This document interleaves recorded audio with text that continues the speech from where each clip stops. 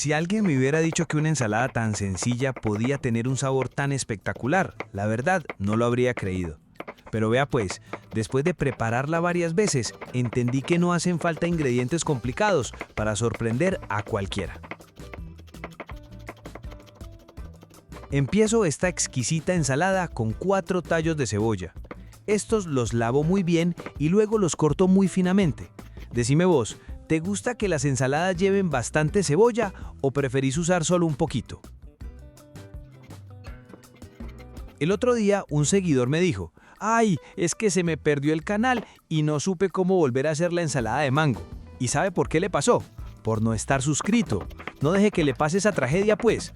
Suscríbase ahora mismo, asegure su puesto en primera fila y nunca más tendrá que sufrir buscando qué ensalada preparar para el almuerzo. Uso ahora medio manojo de perejil fresco. Este, previamente bien lavado y desinfectado, lo corto muy finamente.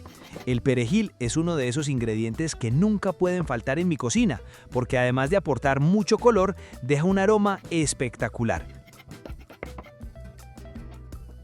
Se antojan de la ensalada, guardan el video y ni un gracias ponen. Comenten algo pues, que yo aquí paso horas editando para que ustedes queden como unos reyes en la casa.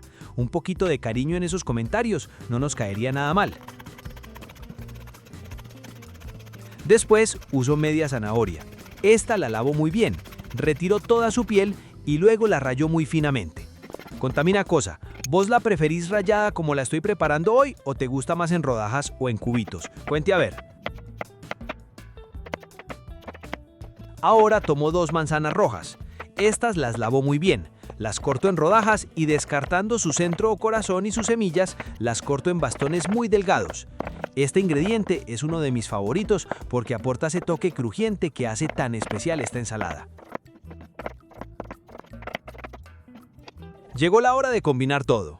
En una ensaladera agrego las manzanas, la zanahoria, el perejil y la cebolla. Ahí mismo, directamente sobre los ingredientes, agrego el aderezo. Empiezo con el jugo de un limón recién exprimido.